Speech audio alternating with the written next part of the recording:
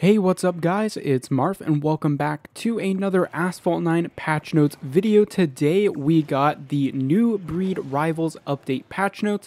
Now we still have quite a lot of time between now and the end of the current season, around 12 days I believe. So these patch notes are actually quite early. We have no information on when this update will arrive and when the new season will start. Probably, sometime directly after this season ends, but we will just have to wait and see. But this is a pretty big update, not gonna lie. We have 6 new cars, a couple of new formats for events, and a bunch of different announcements for different events and things like that. So let's get right into the new cars.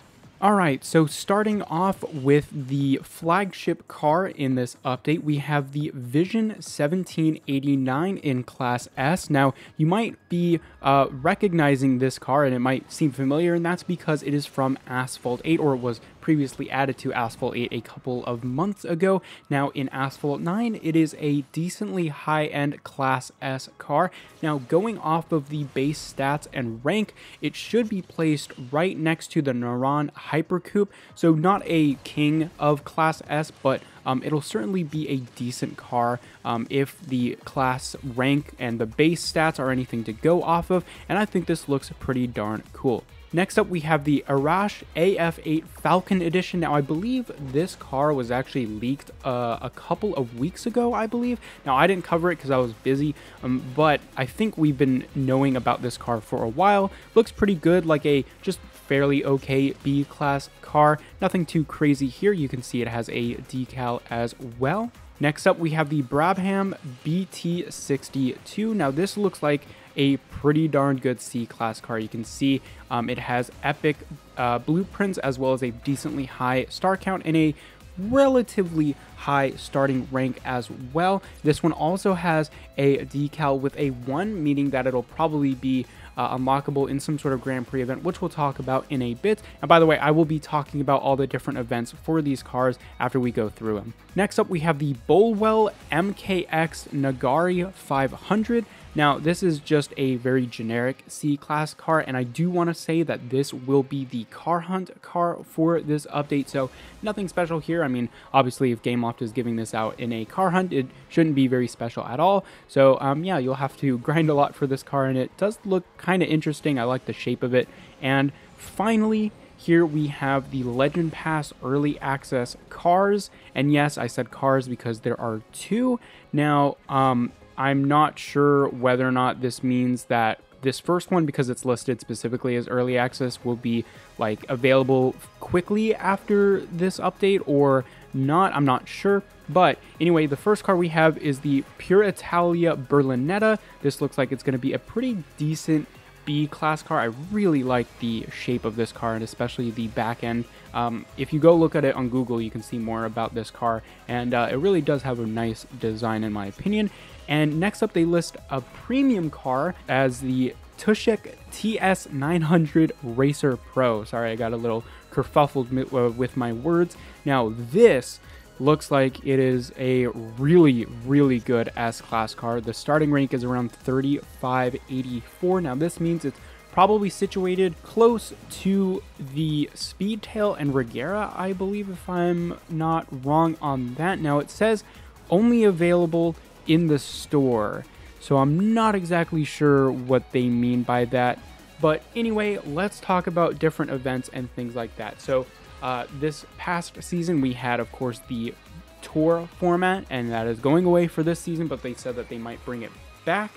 But there is going to be something called a Rivals season. Now, this is going to be designed around multiplayer, and basically there's going to be a new multiplayer series every day. Now, this is going to be how you unlock the Vision 1789, and you'll get some blueprints for the Bolwell Mkx Nagari 500, and that will be on the weekend. So normally every day you will be able to get the Vision 1789, and then on the weekends that'll help you get the Bolwell Mkx Nagari. So yeah, it'll be pretty interesting to see what they do. Most likely it'll just work like a normal multiplayer series, but it'll just refresh every day with new rewards. So yeah, unfortunately this will probably be a pretty grindy season. But next up I want to talk about something very important, and that is Club Clash. Now they're calling it the Clash now, and it does seem like finally they're going to start at this update. I haven't heard anything about any sort of the alpha or beta testing in terms of when it was released last update. I don't know if they did any testing. I wasn't aware if they did, but this is finally seemingly coming in this update for everyone. Now, in a developer chat, they said that they'll start out with some featured clubs in a closed program, but then slowly make it available to everyone. So we will still have to wait just a bit, but finally the Clash is here. So let's talk about new events. Firstly, we have Starway, and this will be a pretty easy event, and it's geared towards new players. This will help you get the Lamborghini Huracan Evo Spider up to 4 stars.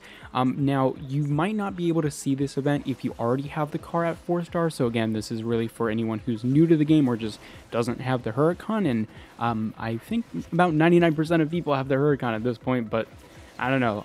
I guess this will be quite a good format, I think, for older cars to become more available to newer players, which is nice. But it seems like throughout this year specifically, it will be focused on the Huracan Evo Spider. They say that this event will come back throughout the year, but we'll see if they switch out the cars for that event. Next up, we have something quite interesting called the Looper Pre. Now, this is, I believe, where you will be able to get the Arash AF8 Falcon and the Brabham Bt-62, but essentially you race against your own ghost in order to improve your time in a Grand Prix format, I believe. But the catch is your ghost will actually have slipstream. So the more you play and the better you get, the faster time you'll be able to achieve.